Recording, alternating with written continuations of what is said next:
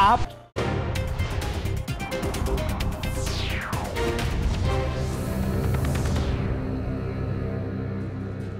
मध्य प्रदेश से एक बड़ी खबर आ रही है। मध्य प्रदेश में उपचुनाव के प्रचार के दौरान पूर्व मुख्यमंत्री और कांग्रेस नेता कमलनाथ की जुबान फिसल गई। कांग्रेस उम्मीदवार के चुनाव के प्रचार के दौरान कमलनाथ ने शिवराज सिंह चौहान की कैबिनेट मंत्री इमरती देवी पर विवादास्पद टिप्पणी कर दी। इमरती देवी मध्य प्रदेश में महिला विकास मंत्री हैं। प्रचार के दौरान उन्हें सीधे नाम तो नहीं लिया, लेकिन उनका इशारा इमरती देवी की तरफ था। कमलनाथ के इस बयान के बाद नाराज बीजेपी ने करारा हमला किया है। बीजेपी ने कमलनाथ के बयान को महिला विरोधी करार दिया है। तो वहीं इमरती देवी अपने ऊपर हुए हमले के बाद मीडिया के सामने आई और कहा कि वो एक गरीब दलित महिला है और इसीलिए कांग्रेस उनका अपमान कर रही है। वहीं बात करते करते उनकी आंखों में आंसू भी निकल आए। कमलनाथ के बयान के विरोध में आज मुख्यमंत्री शिवराज सिंह सुबह 10 बजे से 12 बजे तक 2 घंटे का मौन भी रखेंगे। सुरेश राजे जी हमारे उम्मीदवार हैं, सरल स्वभाव के, सीधे साधे हैं। ये तो करेंगे, ये उसके जैसे नहीं है। क्या उसका नाम जो मैं क्या उसका नाम लूं? आप तो उसको मेरे से ज्यादा पहचानते हैं। आपको तो मुझे पहले ही सावधान कर देना चाहिए था।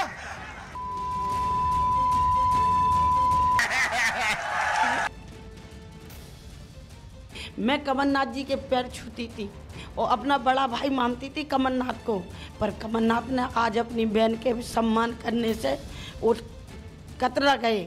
अपनी बहन की भी धज्जियाँ उड़ाई उनने। ऐसे कमलनाथ जी से मैं कहती हूँ कि तू इस लाख है ही नहीं। कमलनाथ तो राजनीति लाख नंजा, राजनीति करने वे के लाख नंजा। जब तू एक ऐसी महिला से ऐसे बोल सकता है तो तेरी नीयत कितनी खराब होगी। इस वजह से मैं उस पार्टी से बाहर निकली हूँ कि पता नहीं जिसका मुख्यमंत्री इतना गंदा हो, ऐसी पार्टी में रह के हम क्या कर सकते हैं। क्या इनको हमें अपमानित करने का हक है कि कांग्रेस ने सर्टिफिकेट दिया? ये जब जाओ जिसका अपमान करते। कमलनाथ जी मेरी मंत्री है, हिम्मत दे उनको तुम कहते हो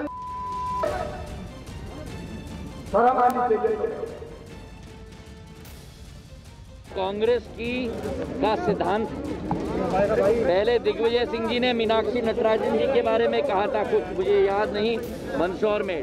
अब कमलनाथ जी ने कहा इमरती जी के बारे में कि आइटम अजय सिंह जी कहते हैं जलेबी। ये सोच है महिलाओं के प्रति। मैं आह्वान करता हूं मध्य प्रदेश की एक एक महिला को कि अपने मान सम्मान के लिए ऊपर उठकर ऐसे पुरुषों को सबक सिखाना और ऐसे दलों को सबक सिखाना।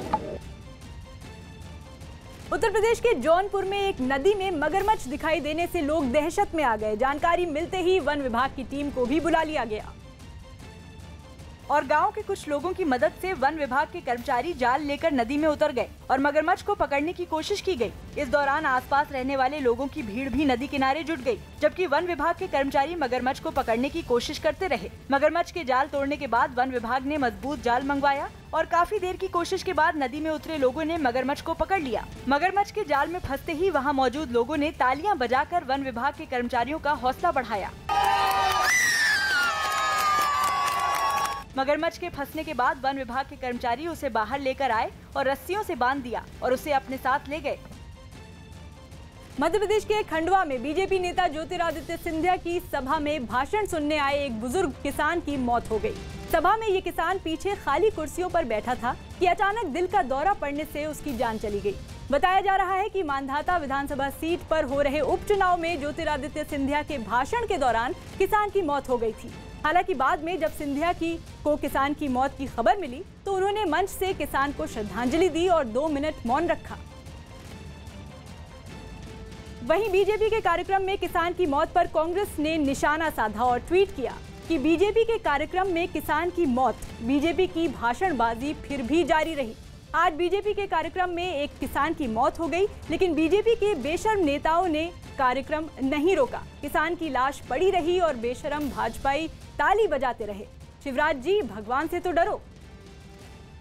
कांग्रेस के आरोपों पर ज्योतिरादित्य सिंधिया ने भी पलटवार करते हुए ट्वीट किया कि कांग्रेसी हमेशा ही की तरह संवेदनशील मुद्दे पर भी घटिया राजनीति कर रहे हैं। आज इस रैली में मेरे पहुंचने के पहले ही हमारे अन्नदाता की दुखद मृत्यु हो चुकी थी, जिनको तत्काल कार्यकर्ताओं द्वारा अस्पताल भी पहुंचाया गया था। मुझे सभा स्थल पर पहुंचने के बाद जब इस दुखद घटना की जानकारी मिली तो मैंने सबसे पहले वहां हमारे अन्नदाता के लिए मौन रखवाकर श्रद्धांजलि अर्पित की। मेरे लिए राजनीति जन सेवा का माध्यम है और इसका सर्टिफिकेट मुझे कांग्रेस से नहीं चाहिए। उत्तराखंड की राजधानी देहरादून में पेड़ काटने से नाराज लोगों ने जॉली ग्रांट एयरपोर्ट के बाहर प्रदर्शन किया। इस एयरपोर्ट को बड़ा बनाने के लिए करीब 10,000 पेड़ों को काटने का प्रस्ताव है, जिसके विरोध में सैकड़ों लोग एयरपोर्ट को जाने वाली सड़क पर एकजुट हुए और पर्यावरण बचाने की अपील करते हुए जमकर नारेबाजी की। हाथों में पोस्टर और बैनर लेकर कई बुजुर्ग भी इन लोगों के साथ खड़े नजर आए। कुछ लोग तो ढोलक लेकर इस प्रदर्शन में शामिल होने पहुंच गए और संगीत की धुन पर प्रदर्शन करते हुए दिखाई दिए।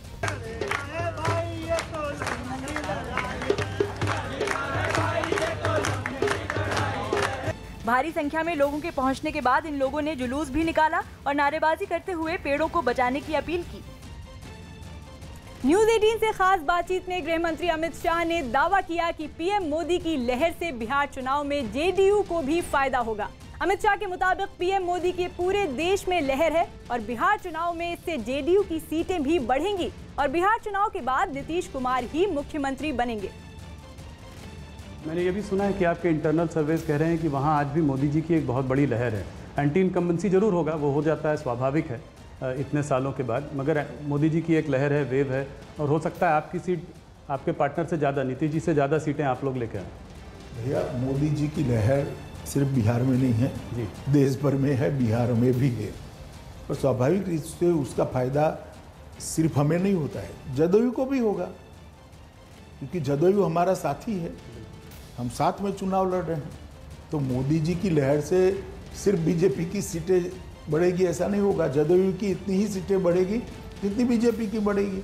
हम लगभग बराबर सीटें लड़ रहे हैं, एक सीट जदयू हमसे ज़्यादा लड़ रहा है, बराबर सीटें लड़ रहे हैं। और मैं अभी भी कहता हूं कि आप कितना भी जवाब ढूंढने का प्रयास करिए, बिहार के अगले मुख्यमंत्री नीतीश कुमार। बिहार के कांग्रेस प्रभारी शक्ति सिंह गोहिल ने बिहार चुनाव को लेकर अमित शाह के दावे पर पलटवार किया। उन्होंने दावा किया कि अमित शाह का दावा बिहार चुनाव में पूरी तरह से गलत साबित होगा। अमित शाह जी ने खुद कहा था कि चुनाव के वक्त हम जो कहते हैं उसको करना थोड़ी ही होता है, वो तो जुमला होता है। तो उन्हीं की बात को अगर मान ले तो बिहार में चुनाव चल रहा है, ये सारे जुमले हैं। ये बी टीम की तहत चिराग पासवान जी को लगाया है और सिर्फ बी टीम पे सीमित नहीं रखा है, दूसरी ओर ओवैसी भी उनकी बी टीम है। तो किसी भी तरह से भाजपा नंबर 1 पार्टी उसको बनाना है। जेडीयू के महासचिव आरसीपी सिंह ने न्यूज 18 पर अमित शाह के दिए बयान पर कहा कि बिहार में इस बार पीएम मोदी और सीएम नीतीश के नेतृत्व में एनडीए की सरकार बनने जा रही है और 2010 में जो 206 सीटें एनडीए के खाते में आई थी, इस बार उससे भी कहीं ज्यादा रिकॉर्ड जीत दर्ज होगी। हमारे जो कार्यकर्ता हैं उन सब का ये प्रयास है कि इस बार एनडीए अपना जो 2010 में हमारा जो रिजल्ट था 206 सीटें हमने प्राप्त की, उससे भी ज़्यादा सीट हम बिहार में प्राप्त करें और फिर से जो बिहार में एनडीए की सरकार बने उसका नेतृत्व आदरणीय नीतीश बाबू करें। अमित शाह के बिहार में मोदी लहर की बात पर एलजेपी नेता विजय प्रसाद सिंह ने कहा कि बिहार में एलजेपी बीजेपी के साथ मिलकर सरकार बनाएगी और उन्हें नीतीश किसी भी रूप में स्वीकार्य नहीं है। अमित शाह जी कहते हैं कि गठबंधन है जनता दल यू के पास, तो आप लोग प्रेस मीडिया के लोग हैं, सबसे पहले जनता दल यू का जितना भी होर्डिंग लगा है, जितनी भी गाड़ियां निकली है, सबसे पहले जनता दल यू की निकली है। कहीं पर भी माननीय मुख्य प्रधानमंत्री जी का या अमित शाह जी का फोटो उस पर नहीं लगा हुआ है। नीतीश जी अपने चेहरे पर चुनाव लड़ रहे हैं, भाजपा के बदौलत नहीं लड़ रहे हैं, हम भाजपा के बदौलत चुनाव लड़ रहे हैं। असम और मिजोरम सीमा पर करीमगंज इलाके में हुई हिंसक झड़प में 4 लोग बुरी तरह से घायल हो गए। कुछ जगहों पर भीषण आगजनी भी की गई। इस इलाके में पिछले कई सालों से जारी सीमा विवाद पर अचानक गुस्सा भड़क गया और आरोप है कि असम पुलिस के कुछ जवानों ने वहां बनाई जा रही कुछ झोपड़ियों में आग लगा दी।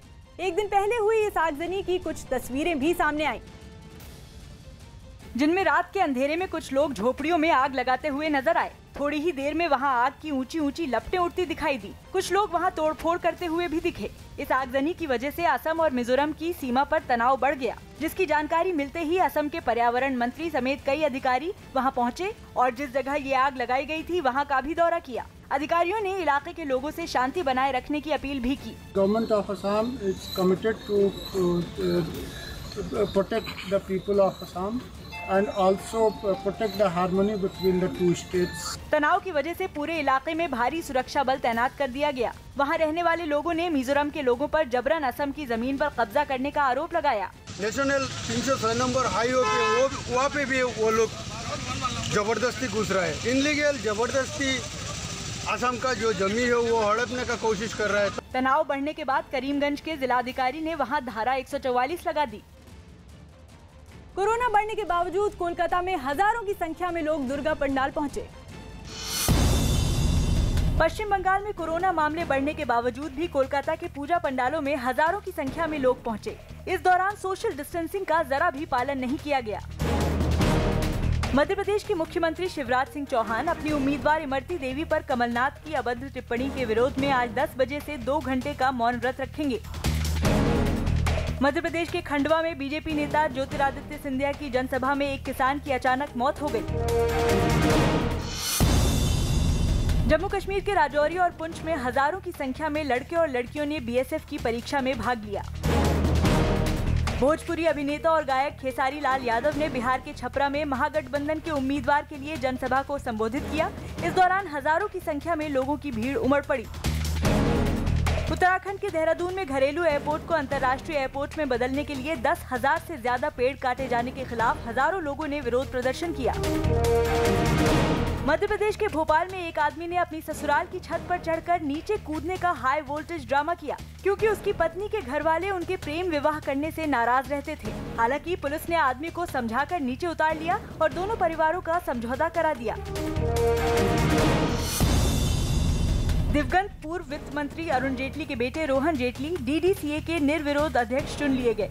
वो 30 जून 2021 तक इस पद पर बने रहेंगे। बाकी 5 पदाधिकारियों के लिए चुनाव 5, 6 और 8 नवंबर को होंगे और 9 नवंबर को नतीजे घोषित किए जाएंगे।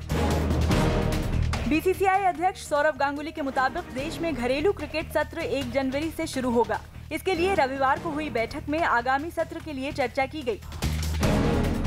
खबर है कि गायिका नेहा कक्कड़ अपने बॉयफ्रेंड रोहनप्रीत से 26 अक्टूबर को शादी करने जा रही हैं, जिसका कार्ड भी सोशल मीडिया पर वायरल हो रहा है। पाकिस्तानी खुफिया एजेंसी आईएसआई ने भारत के खिलाफ पीओके में एक बड़ी बैठक की है। न्यूज 18 के संदीप बोल के हवाले से खबर है कि इस बैठक में सर्दियों से पहले बड़ी घुसपैठ और भारत में बड़े आतंकी हमले करने का फरमान सुनाया गया है। पीओके के कोटली में 4 और 7 अक्टूबर को हुई इस बैठक में आतंकी संगठनों के मुखिया सैयद सलाहुद्दीन और हाफिज सईद समेत सभी आतंकी संगठनों के मुखिया शामिल हुए थे। रिपोर्ट के मुताबिक हर आतंकी संगठन को 20-20 लाख रुपए दिए गए और बड़े ऑपरेशन को अंजाम देने पर 30-30 लाख रुपए अलग से देने का वादा किया गया। मुंबई से ड्रग्स कनेक्शन से जुड़ी हुई एक बड़ी खबर आ रही है। फिल्म इंडस्ट्री में ड्रग्स कनेक्शन के मामले में एनसीबी ने एक और गिरफ्तारी की है। जिस शख्स की गिरफ्तारी की गई है, बताया जा रहा है कि वो एक जाने माने अभिनेता की महिला मित्र का भाई है। गिरफ्तार शख्स अफ्रीकी नागरिक बताया जा रहा है। इस शख्स के पास से एनसीबी को ड्रग्स भी मिली हैं, जिसे जब्त कर लिया गया है। गिरफ्तारी के बाद आरोपी को वीडियो कॉन्फ्रेंसिंग के जरिए कोर्ट में पेश किया गया, जिसके बाद कोर्ट ने उसे 2 दिन की रिमांड पर भेज दिया है। उत्तर प्रदेश के प्रयागराज में बाहुबली अतीक अहमद के करीबी जुल्फिकार के अवैध तरीके से बनाए गए मकान को प्रशासन की टीम ने गिरा दिया। दावा किया गया कि ये मकान बिना नक्शा पास किए बनाया गया था, जिसको गिराने के लिए प्रशासन की टीम वहां पहुंच गई। लेकिन वहां रहने वाली कुछ महिलाएं सड़क पर खड़ी हो गईं और तोड़फोड़ की कार्रवाई का विरोध किया, जिसके बाद वहां तैनात पुलिस ने इनको हटाने की कोशिश की, लेकिन इन महिलाओं का हंगामा काफी देर तक चलता रहा। जिसके बाद वहां पहुंचे कुछ लोगों ने पुलिस वालों से बात कर हंगामा कर रही महिलाओं को वहां से हटा दिया, जिसके बाद प्रशासन की टीम ने इस 3 मंजिला मकान को मशीनों की मदद से गिरा दिया। कुख्यात अपराधी जुल्फकार उर्फ तोता की संपत्ति है। इसका मानचित्र स्वीकृत कराए बिना अवैध निर्माण कराया गया था। ये 3 मंजिला निर्माण है। अतीक अहमद का करीबी माने जाने वाला जुल्फकार इस वक्त जेल में बंद है और उस पर हत्या और धमकी के कई मुकदमे दर्ज हैं। LAC पर भारत चीन विवाद पर भारत के गृह मंत्री अमित शाह का कहना है कि भारत चीन को हर स्तर पर जवाब देने में सक्षम है और भारत अपनी एक-एक इंच जमीन को लेकर जागरूक है और उसको कोई नहीं छीन सकता। भारतीय गृह मंत्री के बयान की तस्दीक DRDO के उस वीडियो ने कर दी जिसमें 18 अक्टूबर को सुपरसोनिक क्रूज मिसाइल ब्रह्मोस के सफल परीक्षण की तस्वीरें नजर आ रही हैं। इस एक वीडियो में चीन के लिए भारत का वो करारा जवाब छिपा है जिसे देखकर चीन के होश उड़ना तय है।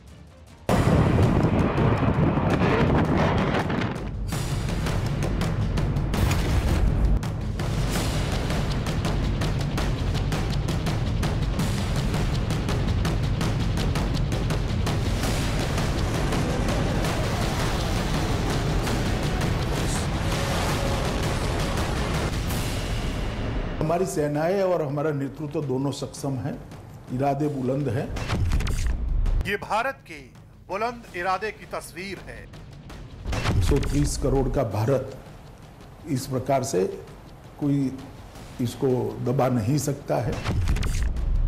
ये भारत के प्रचंड पराक्रम की तस्वीर है। जवाब देने में हम सक्षम है। प्रधानमंत्री जी इसके लिए दिन रात काम कर रहे हैं और जवाब दिया भी जाएगा। कूटनीतिक स्तर पर भी दिया जाएगा, सेना की बातचीत के माध्यम से दिया जाएगा, सब तरह से दिया जाएगा। ये भारत के अखंड विश्वास की तस्वीर है। हम सीमाओं पर अपनी एक-एक इंच जमीन के लिए जागरूक है, पर उसको कोई छीन नहीं सकता। ये भारत की अटल प्रतिज्ञा की तस्वीर है।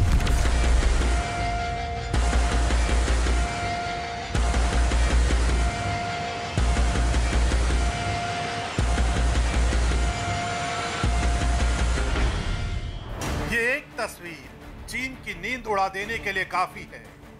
ये एक तस्वीर चीन के होश उड़ा देने के लिए काफी है।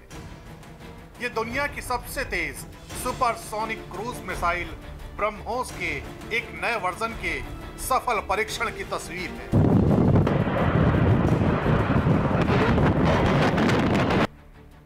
जिसे देखकर चीन थर्रा उठेगा। 18 अक्टूबर को DRDO यानी रक्षा अनुसंधान एवं विकास संगठन ने ओडिशा के बालासोर में ब्रह्मोस सुपरसोनिक क्रूज मिसाइल का परीक्षण किया।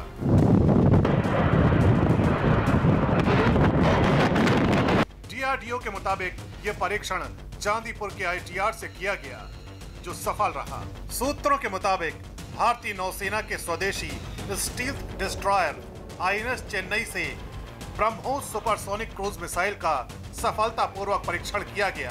परीक्षण के दौरान ब्रह्मोस ने अरब सागर के एक टारगेट को अपने अचूक निशाने से उड़ा दिया। चीन और पाकिस्तान के लिए बेहद खतरनाक साबित हो जाता है। इसको रोक पाना तो संभव है नहीं, साथ ही इसमें ऐसी क्षमता है कि ये बहुत नीचे उड़ते हुए दुश्मन के रडार से पूरी तरह बचते हुए, और अगर दुश्मन के ठिकाने पहाड़ियों के पीछे हैं तो ये सुपरसोनिक गति से उड़ते हुए भी पहाड़ी के ऊपर से जाकर और फिर स्टीप डाइव, एकदम डाइव लगा करके बहुत घातक हमला कर सकता है।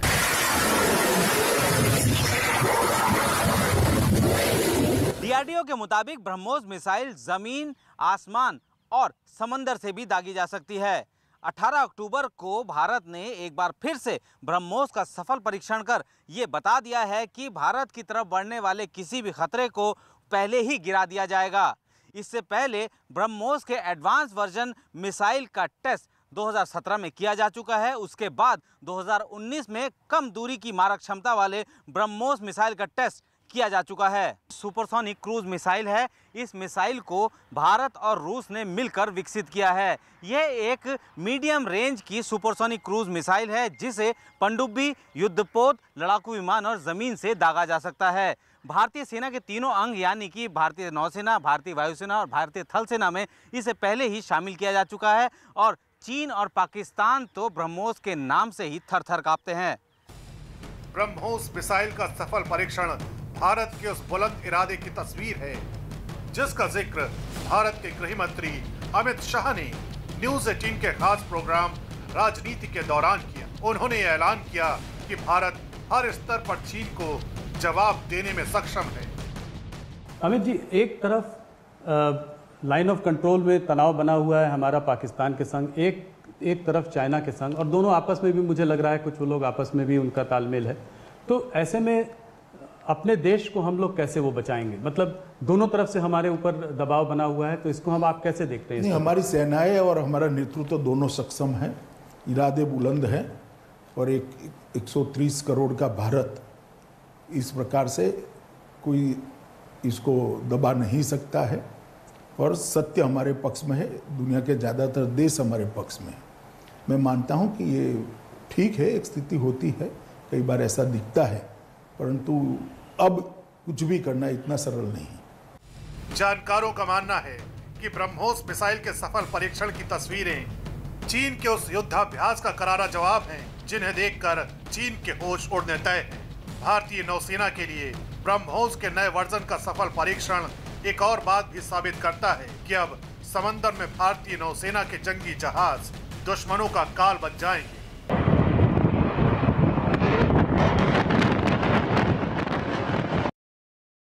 पंजाब के अमृतसर में कई लोगों ने सरकार के खिलाफ कैंडल मार्च निकाला। प्रदर्शन में शामिल लोग उन पीड़ित परिवारों से थे जिनके अपने 2 साल पहले दशहरे पर हुए दर्दनाक रेल हादसे में मारे गए थे और हादसे के तुरंत बाद सरकार ने इन्हें मुआवजा देने के साथ ही पक्की नौकरी देने का भी वादा किया था। लेकिन 2 साल बाद भी वादा पूरा नहीं होने से नाराज ये लोग कैंडल लेकर सड़कों पर उतरे और सरकार के खिलाफ जमकर नारेबाजी की। इन लोगों ने सरकार पर आरोप लगाया कि हादसे के 2 साल के बाद भी नौकरी देने का वादा पूरा नहीं किया। हम भंडारी पुल के बिल्कुल बीचों बीच बैठेंगे और सारा जाम लगाएंगे और तब तक नहीं उठेंगे जब तक इन्होंने जो हमारे साथ जो झूठे वादे किए हैं जब तक पूरे नहीं करेंगे। प्रदर्शन में शामिल पीड़ित परिवारों ने सरकार पर अनदेखी करने के आरोप भी लगाए। 2 साल पहले दशहरे के दिन हुए इस हादसे में 58 लोगों की मौत हो गई थी। सीएम योगी ने वीडियो कॉन्फ्रेंसिंग के माध्यम से उत्तर प्रदेश की महिलाओं से बात की। इस दौरान बलिया की एक महिला से बात करते हुए सीएम योगी ने कहा कि अब उन्हें बलिया का नाम लेने से भी डर लगता है। आपको शादी नवरात्रि की हार्दिक शुभकामनाएं सर। आपको भी और आपके पूरे बलिया वासियों को भी। अब तो बलिया का नाम लेने में भी हमें डर लग रहा है।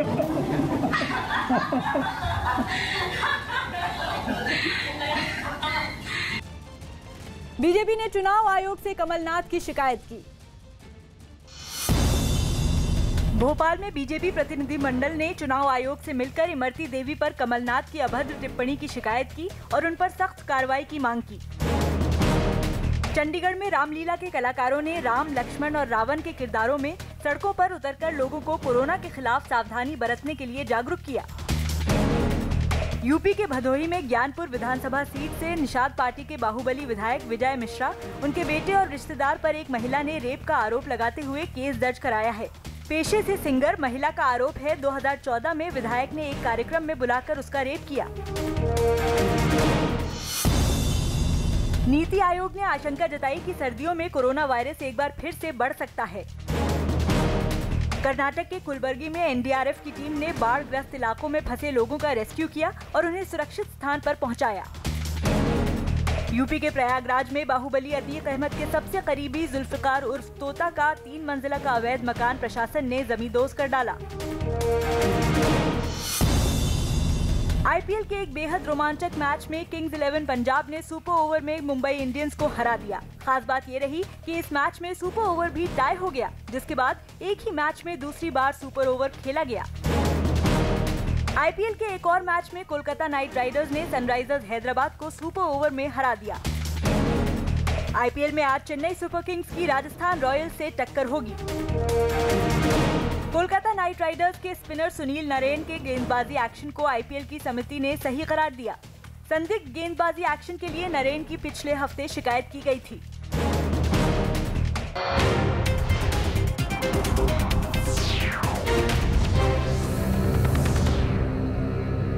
News 18 India, आपका